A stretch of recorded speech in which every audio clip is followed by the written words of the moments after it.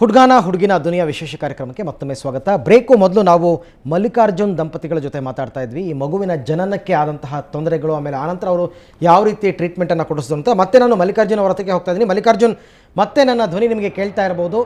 ಮಗುಗೆ ಈಗ ಏನು ತೊಂದರೆ ಆಗಿದೆ ಅಂತ ಹೇಳ್ಬೋದಾ? ಮಗುವಿಗೆ ಏನಿಲ್ಲ ಸರ್, ತೊಂದರೆ ಎಂಬುದು ಇವಾಗ ರಾತ್ರಿ ಅಸಲು ನಿದ್ದೆ ಮಾಡವಲ್ಲ ಸರ್.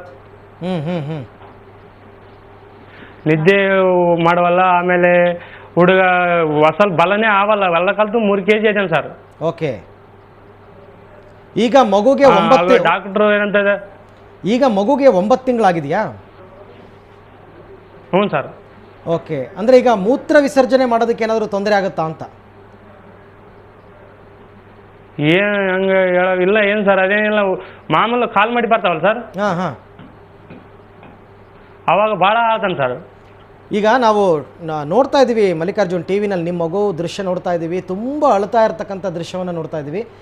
ಈ ಥರ ಎರಡೂ ಲಿಂಗಗಳು ಇರೋದ್ರಿಂದ ಏನಾದ್ರು ತುಂಬ ನೋವು ಅನುಭವಿಸ್ತಾ ಇದೆಯಾ ಮಗು, ಅಥವಾ ಮಾಮೂಲಿ ಆಗಿದೆಯಾ ಅಂತ? ಏನು ಸರ್, ಒಳಗೋದು ಹೆಂಗೆ ಗೊತ್ತಾಗುತ್ತೆ, ಇವಾಗ ನಮಗೆ ಏನು ಅರ್ಥ ಆಗೋದು ಅದು. ಓಕೆ, ಮತ್ತೆ ನಿಮ್ಮ ಜೊತೆ ಮಾತಾಡ್ತೀನಿ ಮಲ್ಲಿಕಾರ್ಜುನ್. ಡಾಕ್ಟ್ರೆ, ಅವ್ರ ಮಾತನ್ನು ಕೇಳಿರ್ಬೋದು ಅಂತ ಅನ್ಸುತ್ತೆ. ಅದ್ರ ಕಾರಣಗಳ ಬಗ್ಗೆ ನೀವು ಹೇಳ್ತಾ ಇದ್ರಿ, ಯಾತಕ್ಕೋಸ್ಕರ ಈ ಥರ ಹರ್ಮೋಪ್ರೊಡೈಟ್ಸ್ಗಳು ಉತ್ಪತ್ತಿ ಆಗುತ್ತೆ ಅಂತ ಅಂದ್ಬಿಟ್ಟು. ಹರ್ಮೋಪ್ರೊಡೈಟ್ಸಲ್ಲಿ ನಾನು ಆವಾಗಲೇ ಹೇಳಿದಾಗೆ ಕ್ರೋಮೋಸೋಮಲ್ ಅಬ್ನಾರ್ಮಲಿಟಿ ಒಂದಾಗ್ಬೋದು. ಇನ್ನು ಒಂದು 3 ಕಾರಣ ಅಂದರೆ ಹರ್ಮೋಪ್ರೊಡೈಟ್ಸ್ನ ವಿಂಗಡಿಸ್ಬೋದು ನಾವು. ಇದರಲ್ಲಿ ಏನಾಗುತ್ತೆ, ಸ್ಯೂಡೋ ಹರ್ಮೋಪ್ರೊಡೈಟ್ ಅಂತ ಆಗುತ್ತೆ. ಸ್ಯೂಡೋ ಹರ್ಮೋಪ್ರೊಡೈಟಲ್ಲಿ ಏನಾಗುತ್ತೆ, ಕ್ರೋಮೋಸೋಮ್ಸ್ ಅಂದರೆ ನಾರ್ಮಲ್ ಇರುತ್ತೆ. ಇದನ್ನು ನೀವು ಜೆನೆಟಿಕ್ ಇದು ಮಾಡಿದಾಗ, ಟೆಸ್ಟ್ ಮಾಡಿದಾಗ XX ಕ್ರೋಮೋಸೋಮು ಅಥವಾ XY ಕ್ರೋಮೋಸೋಮು ನಾರ್ಮಲ್ ಇರುತ್ತೆ. ಬಟ್ ಡೆವಲಪ್ಮೆಂಟ್ ವೈಸ್ ಹೊರಗಡೆ ಅಪಿಯರೆನ್ಸ್ ನೋಡಿದಾಗ, ಅಂದರೆ ಒಳಗಡೆ ಮೇಲ್ ಆಗಿದ್ರೆ ಹೊರಗಡೆ ಅಪಿಯರೆನ್ಸ್ ಫೀಮೇಲ್ ಥರ ಇರುತ್ತೆ.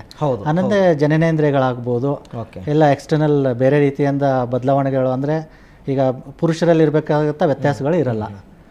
ಡಾಕ್ಟ್ರೆ, ಇವಾಗ ಸಾಮಾನ್ಯವಾಗಿ ಈ ರಕ್ತ ಸಂಬಂಧದಲ್ಲಿ ಮದುವೆ ಆದರೆ, ಅಂದರೆ ಅತ್ತೆ ಮಗಳು, ಸೋದರ ಮಾವನ ಮಗಳು, ಅಕ್ಕನ ಮಗಳನ್ನ ಮದುವೆ ಆದರೆ ಹುಟ್ಟೋ ಮಕ್ಕಳುಗಳು ನ್ಯೂನತೆಯಿಂದ ಹುಟ್ಟುತ್ತವೆ ಅಂತ ಹೇಳ್ತಾರೆ. ಇದಕ್ಕೆ ಏನಾದ್ರು ಆ ಥರ ಕಾರಣ ಇರಬಹುದಾ? ಇದು ಒಂದು ಕಾರಣ ಆಗ್ಬೋದು, ಬಟ್ ಅದನ್ನೇ 100% ಅಂತ ಹೇಳೋಕ್ಕಾಗಲ್ಲ. ಓಕೆ, ಮಲ್ಲಿಕಾರ್ಜುನ ಕೇಳ್ಬೋಣ. ಮಲ್ಲಿಕಾರ್ಜುನ್, ನಿಮ್ಮ ಹೆಂಡತಿ ನಿಮಗೆ ರಕ್ತ ಸಂಬಂಧಿಗಳ ಅಂತ? ಹ್ಞೂ ಸರ್, ನಾನು ಸದ್ಯ ನಮ್ಮನ್ನು ಅಣ್ಣನ ಮಗಳು ಸರ್, ಸೋದರ ಮಾವನ ಮಗಳು. ಓಹೋ, ನಿಮ್ಮ ಸೋದರ ಮಾವನ ಮಗಳನ್ನೇ ನೀವು ಮದುವೆ ಆಗಿರೋದು? ಹ್ಞೂ ಸರ್. ಓಕೆ ಡಾಕ್ಟ್ರೆ, ಇದು ಒಂದು ಕಾರಣ ಆಗಿರ್ಬೋದು ಅಂತ ಆಗಿರ್ಬೋದು. ಸೋದರ ಮಾವನ ಮಗಳು ಅಂದರೆ ರಕ್ತ ಸಂಬಂಧದಲ್ಲೇ ಬರುತ್ತೆ ಅಲ್ವಾ?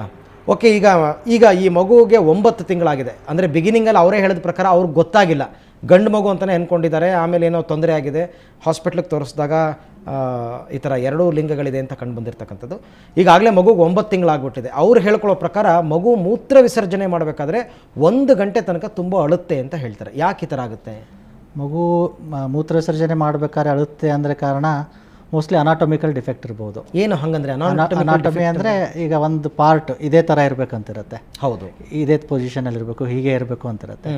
ಆ ಪೊಸಿಷನ್ ಇಲ್ಲದೆ ಇರ್ಬೋದು, ಅದ್ರ ಮೇಲೆ ಏನಾದ್ರು ಒತ್ತಡ ಇರ್ಬೋದು, ಅಥವಾ ಈಗ ಹರ್ಮೋಪ್ರೊಡೈಟ್ ಅಂತೀವಿ, ಈಗ ಜನನೇಂದ್ರಿಯಕ್ಕೂ ಅದಕ್ಕೂ ಕನೆಕ್ಷನ್ ಇರ್ಬೋದು. ಆ ಕಾರಣದಿಂದ ಏನಾಗುತ್ತೆ, ಯೂರಿನ್ ಪಾಸ್ ಆಗ್ಬೇಕಾದ್ರೆ ಉರಿ ಆಗ್ಬೋದು ಮಗುಗೆ ಒಂದು, ಇಲ್ಲ ಪಾಸ್ ಮಾಡ್ಬೇಕಾದ್ರೆ ಕಷ್ಟ ಆಗ್ಬೋದು, ಎಲ್ಲರೂ ಅಡಚಣೆ ಇರ್ಬೋದು. ಅಂದರೆ ದೈಹಿಕವಾಗಿ ಅದು ಹೆಂಗೆ ಬೆಳ್ಕೊಂಬರುತ್ತೆ ಮಗು?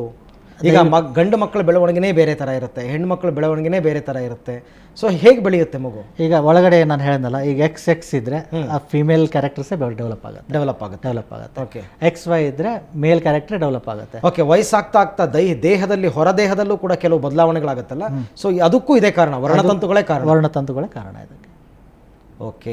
ಓಕೆ ಮಲ್ಲಿಕಾರ್ಜುನ್, ಇಲ್ಲಿ ತನಕ ಮಗುವಿನ ಚಿಕಿತ್ಸೆಗೋಸ್ಕರ ಎಷ್ಟು ಖರ್ಚು ಮಾಡಿದ್ದೀರಾ?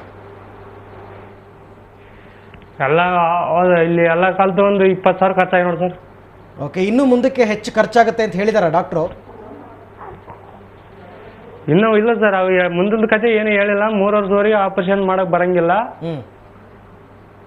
3 ವರ್ಷದವರೆಗೆ ಮಾಮೂಲು ಇದು ಔಷಧ ಬಳಸಿ ಅಂತ ಇರ್ಬೇಕು.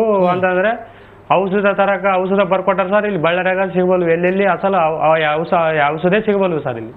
ಓಕೆ, ನೋಡ್ತಾ ಇದ್ವಿ ನಾವು ಯಾವ ರೀತಿ ಟ್ರೀಟ್ಮೆಂಟ್ ಕೊಡಬೇಕಾಗುತ್ತೆ, ಮತ್ತು ಆ ದಂಪತಿಗಳ ಶೋಚನೀಯ ಸ್ಥಿತಿ, ಆರ್ಥಿಕವಾಗಿ ತುಂಬ ದುರ್ಬಲರಾಗಿರ್ತಕ್ಕಂಥವ್ರು. ಸೊ ನಾವು ಕಾರ್ಯಕ್ರಮದ ಮುಖಾಂತರ ಮತ್ತೊಂದು ಸರ್ತಿ ಕೇಳ್ಕೊಳ್ತೀವಿ, ಸಹೃದಯರು ಇವ್ರಿಗೆ ಖಂಡಿತ ಯಾವುದೇ ರೀತಿಯಾದಂತಹ ಸಹಾಯ ಮಾಡೋದಕ್ಕೆ ಬಂದರೆ ಖಂಡಿತ ದೂರವಾಣಿ ಸಂಖ್ಯೆಯನ್ನು ಸಂಪರ್ಕಿಸಬಹುದು, ಅವ್ರ ಜೊತೆ ಮಾತಾಡಬಹುದು, ಅವ್ರಿಗೆ ಸಹಾಯ ಮಾಡ್ಬೋದು. ವೈದ್ಯಕೀಯ ಸಂಸ್ಥೆಗಳು ಕೂಡ ಬೆಂಗಳೂರಿನಲ್ಲಿ ತುಂಬ ಈ ಥರ ವಿಚಾರಗಳಲ್ಲಿ ಉಚಿತ ಚಿಕಿತ್ಸೆಯನ್ನು ಕೊಡೋದಕ್ಕೆ ಮುಂದೆ ಬರ್ತವೆ.